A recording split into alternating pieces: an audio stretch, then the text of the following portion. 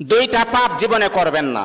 দুইটা এমন পাপ রয়েছে জীবনে করার চেষ্টা করবেন, আজকে থেকে আপনারা প্রমিস করবেন এই দুইটা পাপ আমরা কখনো করব না। আপনি নামাজ পড়েন নাই, আল্লাহ তাআলার যদি দয়া হয়ে যায় তাহলে আপনাকে মাফ করে দিবেন। আপনি ফজরের নামাজ পড়েন নাই, আল্লাহ পাক রব্বুল আলামিনের যদি মায়া লেগে যায়, আল্লাহ পাক রব্বুল আলামিন আপনার গুনাহকে আমার আল্লাহ ক্ষমা করে দিবেন। আপনি যদি নফল নামাজ ইবাদত বন্দেগী কম করেন, আমার আল্লাহ কিন্তু আপনাকে মাফ করে দিবেন। কিন্তু আল্লাহর নবী বলেন দুইটা এমন জঘন্যতম পাপ রয়েছে, এই পাপগুলার ক্ষমা আমার আল্লাহ জীবনে কখনো তার বান্দাকে করবে না।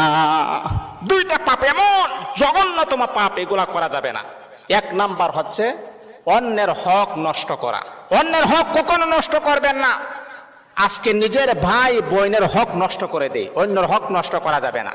দুই নাম্বার হচ্ছে আল্লাহ পাক রব্বুল আলামিনের সাথে শিরিক করা। যদি কোনো বান্দা আল্লাহ পাকের সাথে শিরিক করেন, আমার আল্লাহ